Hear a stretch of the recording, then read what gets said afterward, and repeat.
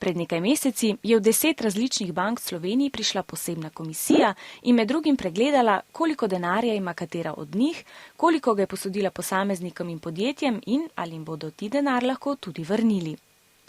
Strokovnjaki so preverili, ali imajo banke v svoji blagajni dovolj denarja, da bi preživele, če bi prišlo do večje gospodarske krize.